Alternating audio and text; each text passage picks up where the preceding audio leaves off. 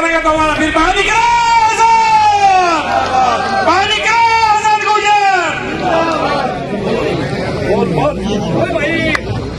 यही हाल है इस सरकार में कि कभी भी बिजली चली जाती है। इतने बिजली घर दिए फिर भी समाधान अभी नहीं हुआ, तो और की जरूरत है हमें।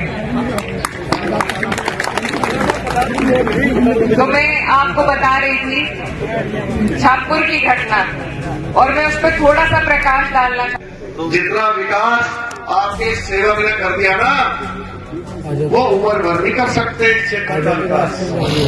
24 बिजली घर, 24 बिजली घर इस क्षेत्र की जनता को अस्पताल बना के नहीं बना, और पुल 4-5 पुल जिसमें मुद्दे की रोज गाड़ी बाहर रही ना, वो सारे पुल मेरे बनवाए हैं। बाकी डिग्री कॉलेज शिमलाना गांव में, राजपूत भाई बैठे हमारे, शिमलाना गांव में डिग्री कॉलेज ही आपके भाई ने बनवाया।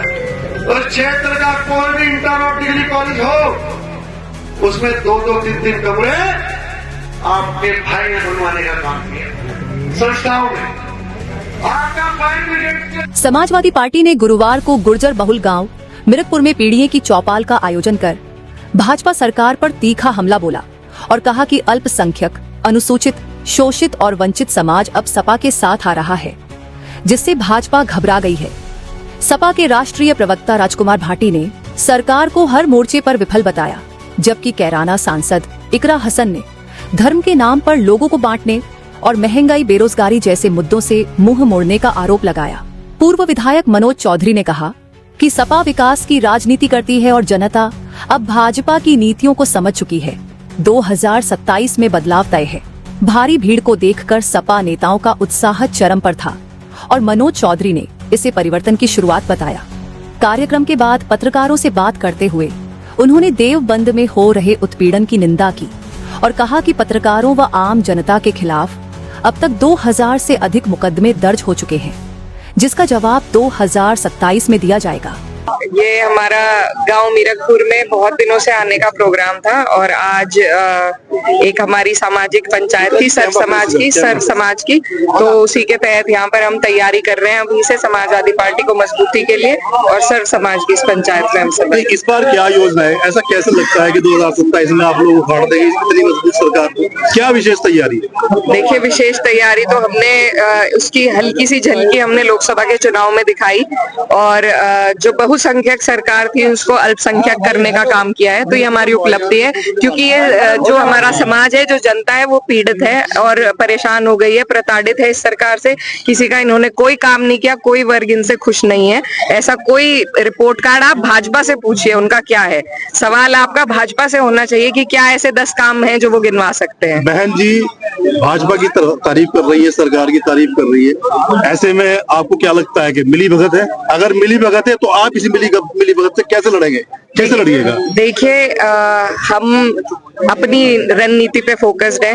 वो क्या कर रही हैं, कहाँ आज पार्टी आ चुकी है, ये वो बेहतर समझती है, और उनकी रणनीति उनके साथ है। हमें अपनी मजबूतियों पे काम करना है, और हम किसी की आलोचना नहीं कर रहे हैं, हमें लेकिन अपनी मजबूती बनानी है। सांसद, एक क्वेश्चन मेरा है, जो यशवी महाराज जी भगरे के लिए उन्होंने कहा था त्योहारों पर देखा कि जो मूत्र है और जिहादी है उनसे सामान ला खरीदे, तो आप क्या करते हैं? देखिए, ये सब ऊपर से एक इनका वो चल रहा है मैकेनिज्म, और नीचे तक फिर जो भी फ्रिंज एलिमेंट्स है सब एक ही भाषा बोलने का काम कर रहे हैं। तो सबसे पहले तो मैं अनुरोध करूंगी कि ये जो ऊपर से ही प्रोपेगेंडे चलते हैं वो बंद हो, और बाकी किसी की बातों पे आप इतना ध्यान मत दीजिए।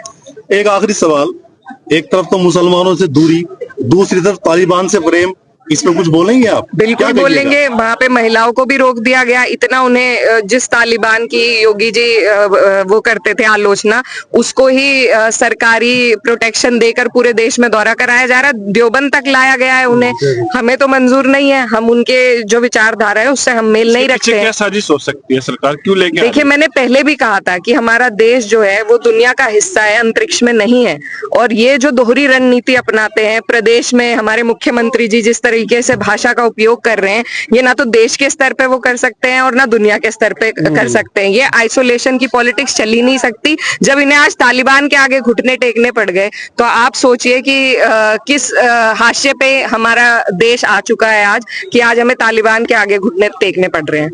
देखिए, पहला मुद्दा हमारा विकास का। उत्तर प्रदेश में 4 साल से मिनिस्टर है और 5 साल पहले विधायक भी रहे। मैंने मंच के माध्यम से, खुले मंच से कहा है, जितना काम हमने अपने 5 साल में करा दिया वो 20 साल 30 साल में नहीं करा सकते। जो मैंने उपलब्धियां गिनवाई है वो नहीं करा सकते, क्योंकि वो क्षेत्र में है ही नहीं।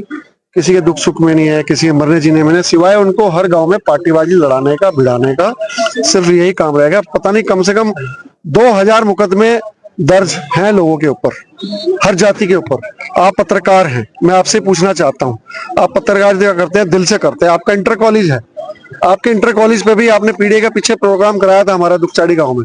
आपने हमसे सवाल जवाब किया, आपने हमें कवरेज किया, कवर किया।